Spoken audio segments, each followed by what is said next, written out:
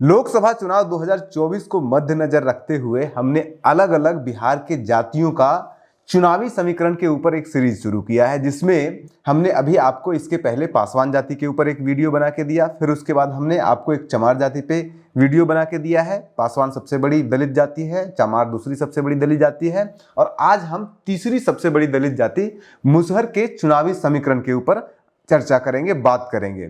इसमें हम आपको आज कितने विधायक, कितने एमपी हैं, किस पार्टी से हैं, इसका कितना % वोटर है, पूरे बिहार में दलितों के बीच में कितना वोटर है, कौन कौन से क्षेत्र में इनके ज्यादा वोटर हैं, इसके साथ साथ आपको कुछ पिछले चुनावों का ट्रेंड बताएंगे कि 1952 से लेकर के आज तक मुसहर जाति का, पर्टिकुलरली मुसहर जाति का किस तरह से सांसदों या विधायकों या नेताओं की संख्या घटी है, बढ़ी है, किस पार्टी के पहले होते थे, अब किस पार्टी के ज्यादा हो रहे हैं, उनका झुकाव किस तरफ हो रहा है, ये सारी बातें हम आज आपको इस वीडियो में दिखाएंगे, बताएंगे।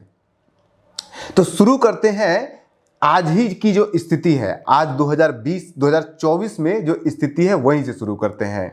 2022-23 की जातीय जनगणना जो हुई है, उस जातीय जनगणना के अनुसार पूरे बिहार में जो मुसहर जाति के लोगों की संख्या है 40,35,787, और ये टोटल बिहार की जनसंख्या का 3.09% है, और बिहार के टोटल दलितों की जनसंख्या का परसेंटेज है ये 15.71%।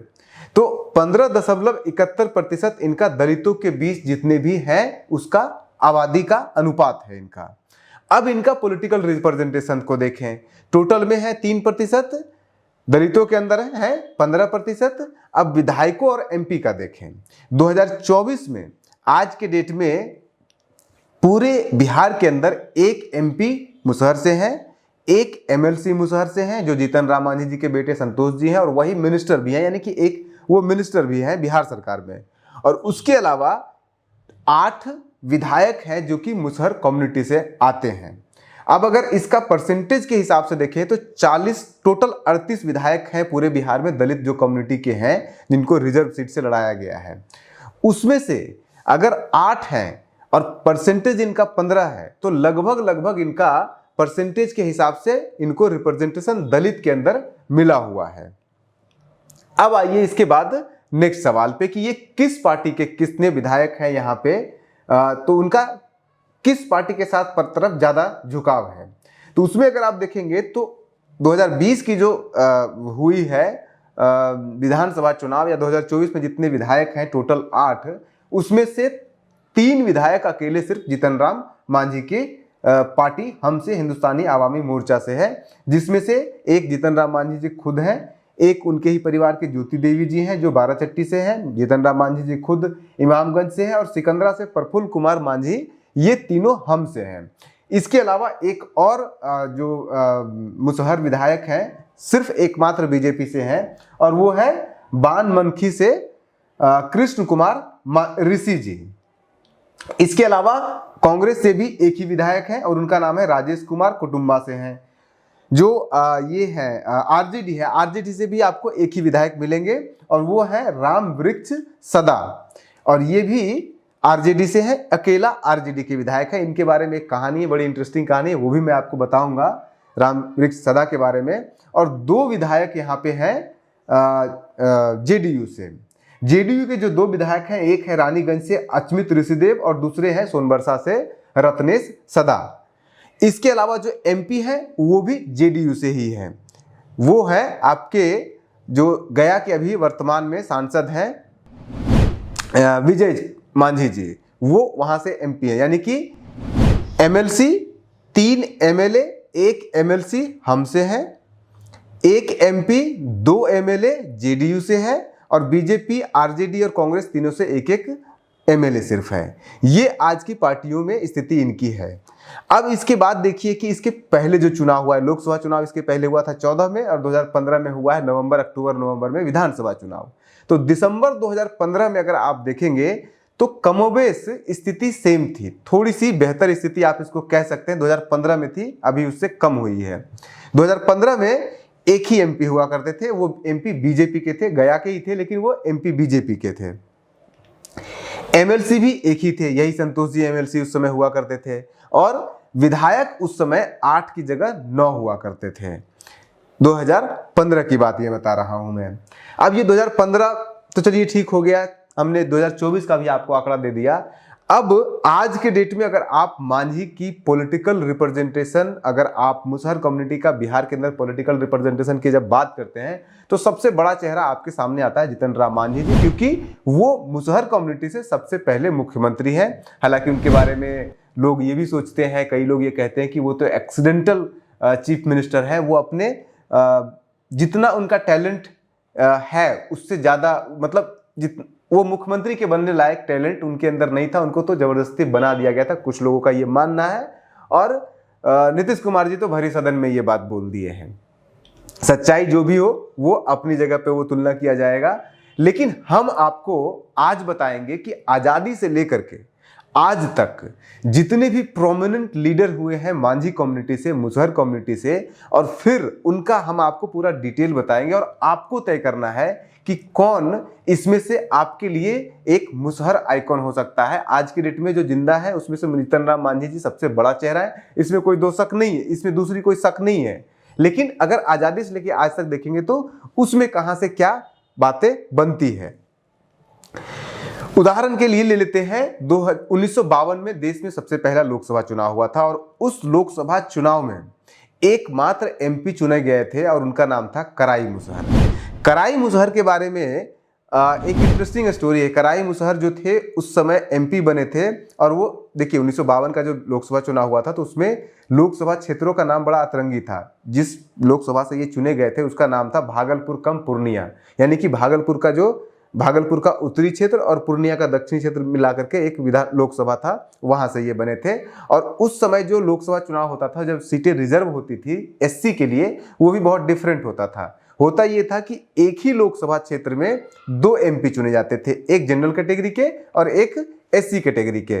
तो यहाँ पे ये जो लड़े थे भागलपुर कम पूर्णिया सीट से, तो वहां पे जेबी कृपलानी इनके साथ चुनाव लड़े थे, और ये दोनों सोशलिस्ट पार्टी से चुनाव लड़े थे, जेपी की जो पार्टी थी उससे चुनाव लड़े थे, और दोनों जीते थे। इंटरेस्टिंग फैक्ट ये है कि ये अनअपोज्ड जीते थे, यानी कि सामने कोई कैंडिडेट था ही नहीं। इनके बारे में और भी कुछ कहानियां हैं इनके बारे में। कहा ये जो है वो बेसिकली ये मधेपुरा के थे, ये वहाँ के थे भी नहीं, तो मधेपुरा से आकर के उनको, और ये बहुत करीबी थे, कृपलानी जी के भी करीबी थे। उसके बाद फिर ये लोहिया के बहुत करीबी थे, और लोहिया के करीबी होने के कारण ही इनका एक इंटरेस्टिंग कहानी है कि एक और कहानी है कि जब ये पहली बार दिल्ली जा रहे होते हैं सांसद बन करके, तो जनरल डब्बे में नीचे बैठ करके जाते हैं वो। और इनके बारे में, चूंकि ये लोहिया हिंदी को लेकर के बहुत इमोशनल थे, तो इन्होंने जो मांझी जी हैं, जो ये मुसहर हैं, कराई मुसहर हैं, इन्होंने सीधे जवाहरलाल नेहरू को तलब करते हुए कहा था, क्योंकि जवाहरलाल नेहरू ज़्यादातर अंग्रेजी में भाषण देते थे संसद के अंदर, तो उनको कहा था कि आप हिंदी में भाषण दीजिए, हम जैसे लोगों को समझ में नहीं आता है हिंदी, इस तरह से इतनी अंग्रेजी बोलते हैं। तो ऐसी बहुत सारे 1965 में इनका डेथ हो गया था। ट्रेजिडी इनके साथ ये है कि कहते हैं कि ये अपना कुछ इनका वजूद नहीं था, ये उनके साथ थे, इसलिए इनको लड़ा दिया गया था। क्योंकि 1957 जो 52 के चुनाव के बाद 1957 के चुनाव में जेबी कृपलानी जी चले गए सीतामढ़ी चुनाव लड़ने के लिए, और ये फिर जो कराई मुसहर है वो एक विधानसभा तक का चुनाव नहीं लड़ते हैं। मतलब इनके बारे में ये है कि ये बिल्कुल वो थे कि यस मैन वाला थे, मालिक और वो पेट्रोन क्लाइंट रिलेशनशिप वाला इनके साथ रिलेशन था उनका। हालांकि ये सोशलिस्ट पार्टी से थे। तो 1957 के चुनाव में ये नहीं लड़ते हैं, ना लोकसभा लड़ते हैं ना विधानसभा लड़ते हैं, कहीं कोई इनका नहीं होता, और ये यहीं पे खत्म है। 1965 में इनका मृत्यु हो जाता है। 1957 के चुनाव में एक भी आपको मुसहर सांसद नहीं मिलेंगे उस समय लोकसभा के अंदर।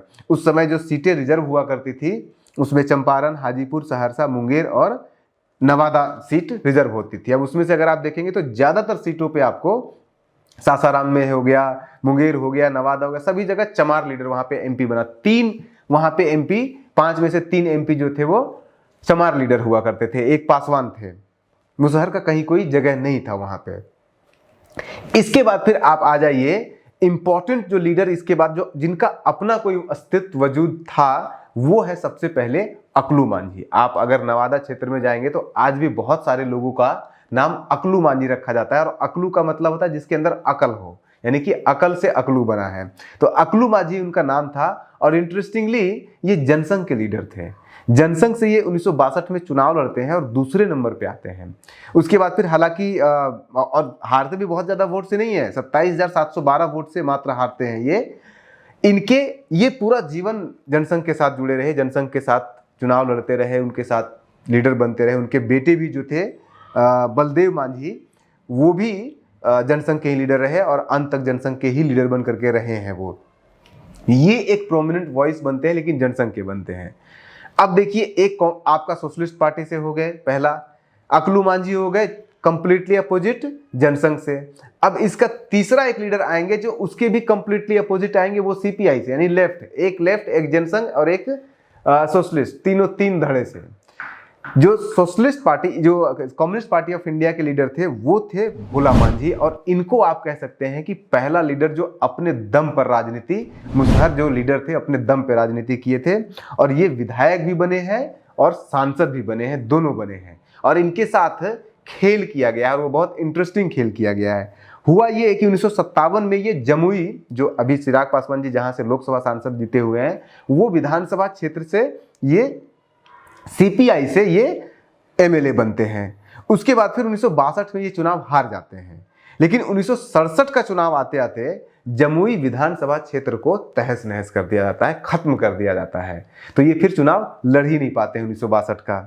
फिर 1967 का, उसके बाद फिर 67 का तो नहीं होता है, लेकिन 71 में ये उसी समय जमुई जो था वो लोकसभा सीट घोषित किया गया। 71 के बाद में घोषित किया गया, ये खड़े हुए और ये जीत गए वहां से। पहले दलित, पहले मांझी, पहले मुसहर सांसद बनते हैं भोला मांझी जी, जो कराई मुसहर के बाद बनते हैं, यानी कि इनको दूसरा कह सकते हैं, लेकिन अपने दम पर कह सकते हैं आपकी ये पहले सांसद थे।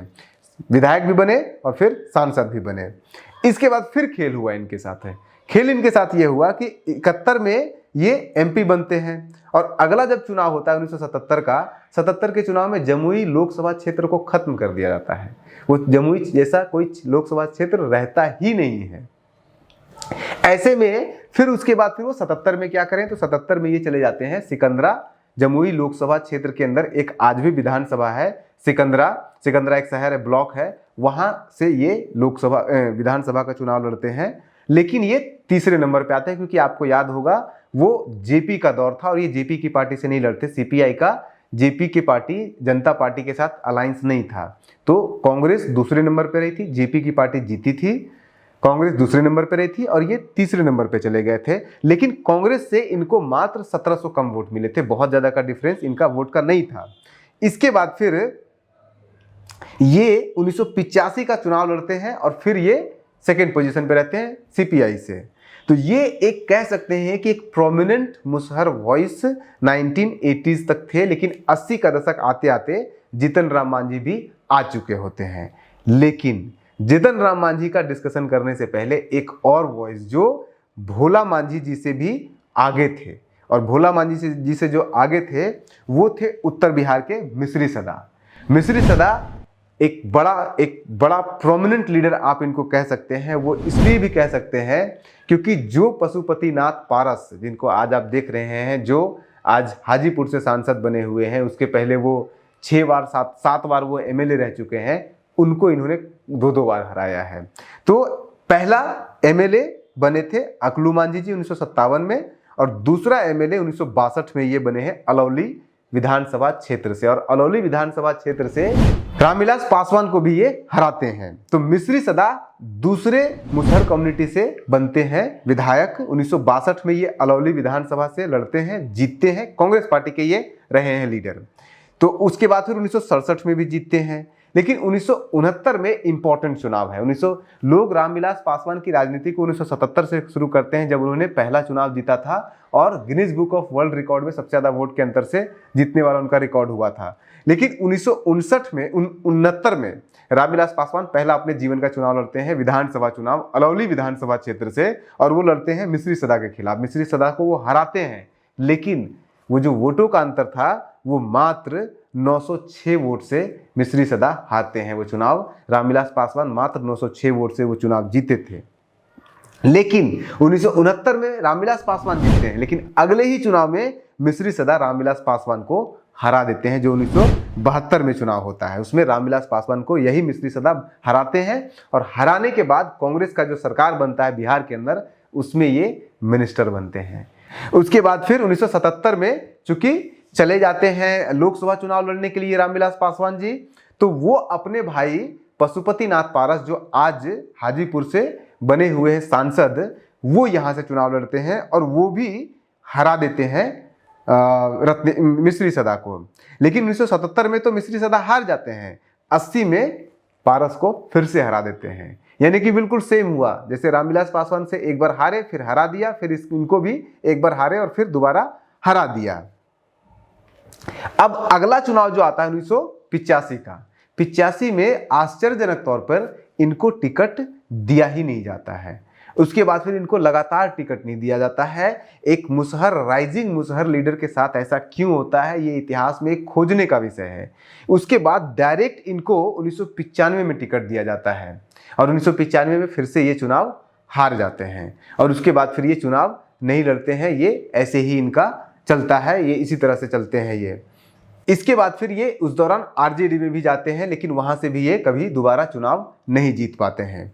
इसके बाद फिर एक और इम्पॉर्टेंट, जिसके बारे में मैंने आप बताया था आपको, आरजेडी के जो अभी वर्तमान में एकमात्र विधायक हैं मुसहर कम्युनिटी से, वो है रामवृक्ष सदा, और ये भी अलौली से ही जीत करके आए हैं। उसी पशुपतिनाथ पारस वाले अलौली से, उसी रामविलास पासवान वाले अलौली से जीत के आए हैं। ये चुनावी सफर अपना शुरू करते हैं साल 2000 में, लेकिन वहां पे भी वो पारस से हार जाते हैं, क्योंकि पारस जो है वो लगातार 6 बार चुनाव उस समय जीत रहे थे, किसी को जीतने नहीं दिए थे। 1980 के बाद 80 में वो हारते हैं, 80-85 से लगातार वो जीत रहे होते हैं। तो फिर ये 2005 में भी खड़ा होते हैं, आरजेडी से खड़ा होते हैं, तीसरे नंबर पे आते हैं। फिर उसके बाद अक्टूबर में फिर से खड़ा होते हैं, फिर जेडीयू से भी खड़ा होते हैं। फिर ये फाइनली 2020 में ये जीतते हैं, 2020 के चुनाव में ये जीतते हैं, और कहते हैं कि ये 2020 के चुनाव के सबसे गरीब सांसद हैं। इनके प्रॉपर्टी में जो इन्होंने एफिडेविट दिया है उसमें मात्र 70,000 रुपये इनका प्रॉपर्टी है। ये उस समय इंदिरा आवास में रह रहे थे जब ये विधायक बने थे, और जब विधायक बनने के बाद सभी विधायकों को चाबी दिया जा रहा था, पटना में घर का चाबी, जो क्वार्टर मिलता है सरकारी, तो उस समय नीतीश कुमार जब इनको चाबी दे रहे थे तब इनके आंखों से आंसू निकल गया था। ये बहुत भावुक हो गए थे, और उनका यही कहना था कि मतलब आप सब समझ सकते हैं, जो इंदिरा आवास से वो डायरेक्ट विधायक बनते हैं और वो बहुत कम उम्र इनकी है। तो ये एक सक्सेसफुल चेहरा तो नहीं कहेंगे, लेकिन एक अच्छा, साफ सुथरा और एक ऐसा उदाहरण दे सकते हैं जो कि कोई भी हिम्मत किसी को भी देता है राजनीति में उतरने का, इस कम्युनिटी को। लेकिन इन सब के बीच में आप रामवृक्ष सदा को छोड़ दीजिए, तो जो मिश्री सदा हैं, जब मिश्री सदा राइज कर रहे थे, जब मिश्री सदा हारना शुरू किए, 1980 का चुनाव वो आखिरी बार जीतते हैं, उसी साल उसी 1980 के चुनाव में जीतन राम मांझी जी का राइज होता है। जीतन राम मांझी जी आते हैं और शुरू से लेकर के ये कांग्रेस का लगातार लीडर रहते हैं। 1980 में वो आते हैं, 1980 में वो चुनाव जीतते हैं, फिर 1985 में, और ये हमेशा फतेहपुर से चुनाव जीतते हैं। फतेहपुर विधानसभा क्षेत्र अब नहीं बचा है, ये वजीरगंज के पास गया डिस्ट्रिक्ट में हुआ करता था, उसको मिला दिया गया है। तो वो 1980 में जीतते हैं, 1985 में जीतते हैं, लेकिन 1990 में हार जाते हैं, क्योंकि 1990 का दशक याद कीजिए, बिहार में आरजेडी और जनता दल और बीजेपी की सरकार बनी थी। उस समय कांग्रेस बहुत बुरी स्थिति में हो गई थी। 80-85 में कांग्रेस की अच्छी स्थिति थी, तो जीतन राम मांझी भी जीत गए। उसके बाद बुरी स्थिति कांग्रेस की हुई, तो जीतन राम मांझी जी हार गए थे। उसके बाद फिर 1990 के विधानसभा चुनाव में ये हार गए फतेहपुर से, लेकिन इनको 1991 के लोकसभा चुनाव में भी इनको कांग्रेस ने टिकट दे दिया, लेकिन वो चुनाव भी हार गए वो। तो लगातार जब 2 चुनाव वो हारते हैं, उसके बाद फिर उनको न तो 95 में टिकट दिया जाता है, न 96 में दिया जाता है, न 95 में विधानसभा का चुनाव, 96 में लोकसभा का चुनाव, 98 में लोकसभा का चुनाव, 99 में लोकसभा का चुनाव, इनको एक भी टिकट नहीं दिया जाता है। और मजबूरन में ये 2000 का जब चुनाव बिहार विधानसभा का होता है, तो उसमें ये आरजेडी में चले जाते हैं। आरजेडी में, हालांकि इस समय इस दौर में 1980 के दौर में वो एक बार मिनिस्टर भी रह चुके हैं, वो मैं बताना भूल गया था आपको। 2000 के साल 2000 में जब ये आरजेडी जाते हैं, वहां से फिर से ये चुनाव जीतते हैं, और उसके बाद फिर ये कभी पीछे मुड़ के नहीं देखते हैं। ये लगातार चुनाव जीत रहे हैं। हालांकि 2015 के चुनाव में ये 2 जगह से खड़ा हुए थे, एक जगह हार गए थे, एक जगह जीत गए थे, लेकिन लगातार ये विधायक बन रहे हैं, लेकिन इनको आज तक सांसद बनने का कभी जो भी कहें सौभाग्य अभी तक हासिल नहीं हुआ है। इस बार उनको टिकट मिला है एनडीए की तरफ से। पूरी संभावना है कि गया से वो जीतेंगे, क्योंकि गया से कभी भी एनडीए पिछले दो दशकों से हारी ही नहीं है चुनाव। तो पूरी संभावना है कि 2009 में जीती थी आखिरी बार एनडीए, तो वो आखिरी चुनाव था, अभी पिछले 2 चुनाव से तो नहीं हारी है। 2004 में जीती है, 2009 में नहीं जीती है। और 2004 में भी जीते हैं वो भी एक इंटरेस्टिंग स्टोरी है, वो भी मैं आपको बता देता हूँ। वो जीते थे यहाँ से, उनका नाम था राजेश कुमार मांझी जी, और ये आरजेडी से जीते थे। और ये केस में ऐसे फंसे थे कि ये होता है विदेश टूर जब जाता है तो इनकी शादी हो रखी थी, और शादी में इनकी वाइफ परमिला देवी इनका नाम था, उनको न ले जा करके साथ में इन्होंने अपनी गर्लफ्रेंड जिनका नाम मीना था उसको वो बीवी बना करके लेके चले गए थे। उसके ऊपर फिर जो लोकसभा का अपना कोर्ट होता है उसमें उनके जवाब कमेटी बनी, जांच हुआ, और उनकी सदस्यता भी कुछ लगभग 80 के आसपास सेशन के लिए उनकी निलंबित कर दिया गया था। और उसके बाद फिर उनको टिकट नहीं दिया गया। फिर उसके बाद फिर लगातार वहाँ पे एनडीए, एक बार बीजेपी और एक बार जेडीयू वहाँ से सांसद बन चुके हैं, और इस बार मांझी जी खुद वहाँ से चुनाव लड़ रहे हैं। अब आ जाइए, थोड़ा सा हम इस बात पे चर्चा कर लेते हैं। अब अगर आप इस पूरे इतिहास को अगर आप थोड़ा सा निचोड़ें तो आप देखिए कि मुसहर की जो पूरा इतिहास है, राजनीतिक इतिहास है बिहार के अंदर, उसमें एक सीपीआई से भी अच्छे बड़े लीडर पैदा होते हैं, जो भोला मांझी जी थे, सांसद भी बनते हैं, विधायक भी बनते हैं। जनसंघ से भी एक पैदा हुए हैं, अकलू मांझी जी, उनके बेटे भी रहे हैं अकलू मांझी जी। हालांकि जीते नहीं है, लेकिन सांसद का दूसरे नंबर पे वो रहे हैं। जनसंघ उस दौर में जब जनसंघ को कोई जानता नहीं था, एक भी सीट नहीं जीतती थी बिहार में, उस दौर में ये दूसरे नंबर पे रहे थे। कांग्रेस के जीतन राम मांझी चेहरा रहे वहां पे। उसके बाद फिर आपको मिश्री सदा भी कांग्रेस के ही चेहरा रहे।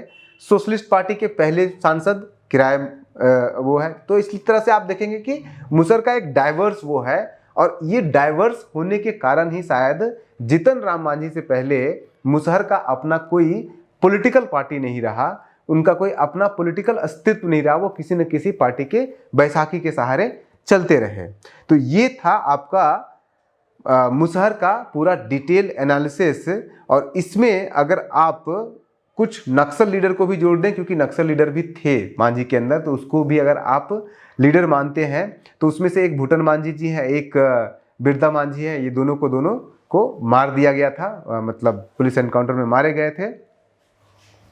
अब जैसे मैंने पहले बताया था आपको कि ये लगभग 15% होने के बावजूद 8 इनके सांसद हैं, 1 एमपी है, 1 विधायक, 1 एमएलसी है। लेकिन 26% वाले चमार को जो मैंने पिछले वीडियो में बताया था, 26% होने के बावजूद उनका 10 ही एमएलए है, 1 ही एमएलसी है और 1 सांसद हैं उनके। तो ये डिफरेंस इसलिए है क्योंकि बिहार के अंदर जो मांझी कम्युनिटी है वो कुछ एरिया में बहुत कॉन्सेंट्रेटेड है, और वो कुछ जो एरिया जहाँ पे वो कॉन्सेंट्रेटेड है, जहाँ पे ये जीतते हैं, अक्सर जीतते हैं, जैसे कि आपका जो अलौली विधानसभा, वहाँ पे हमेशा ये टक्कर देते हैं। जो गया का लोकसभा क्षेत्र है वहाँ पे हमेशा कोई ना कोई मांझी ही बन रहे हैं। अभी जो जीतन राम मांझी बने हैं वो भी मांझी ही हैं, उसके बाद इसके पहले जो थे वो भी मांझी थे। आप लगातार 1990 से देखिएगा, सारे के सारे मांझी कैंडिडेट ही वहाँ से चुनाव लड़ते हैं। अपोजिशन रनर अप भी होते हैं मांझी ही, और ये भी मांझी ही होते हैं। तो ये दोनों के दोनों मांझी होते हैं। अब ये क्यों होते हैं? क्योंकि गया, अररिया भी एक टाइम पे रिजर्व सीट हुआ करता था। ये भी एक सवाल उठता है कि अररिया जहाँ पे मुसहर की अच्छी खासी आबादी थी, उस अररिया लोकसभा क्षेत्र को खत्म कर दिया गया था। तो अररिया में भी अच्छे खासे मुसहर है। उसके बाद रोहतास में है, सीतामढ़ी में है। ये मेजर इनका बेल्ट है जहाँ पे मुसहर का मेजोरिटी है। यहाँ पे से ज़्यादातर इनके एमएलए और विधायक और सांसद बनते हैं। दूसरा जहाँ पे थोड़ा से कम है उसमें से आपको समस्तीपुर, बेगूसराय, खगड़िया का खास करके वो अलौली वाला क्षेत्र, और जो नवादा का क्षेत्र है, जमुई का क्षेत्र है। जमुई में भी एक विधानसभा है जहाँ पे इनका अच्छा खासा आबादी है। लेकिन कॉन्सेंट्रेटेड इतने ही जगहों पे हैं ये लोग। इसके अलावा बाकी जगहों पे मुसहर कम्युनिटी बहुत कम है, खास करके जो ईस्टर्न यूपी और जो वेस्टर्न बिहार का बॉर्डर है वहाँ पे मुसहर बहुत कम है। तो ये था हमारा मुसहर जाति का राजनीतिक अस्तित्व और उनके अस्तित्व की लड़ाई के ऊपर। अब मुसहर कहीं ज़्यादा स्ट्रांग हो चुके हैं। बहुत जल्दी हम अगले वीडियो में मिलेंगे, और अब हम आपको बताएंगे भूमिहार और राजपूत का अगले 2 वीडियो में। तो बने रहिए न्यूज हंटर के साथ इस लोकसभा चुनाव के हर पल का खबर के पीछे की खबरों को जानने के लिए हम खबरें नहीं देते हैं, हम खबर के पीछे और खबर से बढ़ के खबर हमारा मोटो है। तो बने रहिए न्यूज हंटर के साथ, मिलते हैं अगले एपिसोड में। नमस्कार।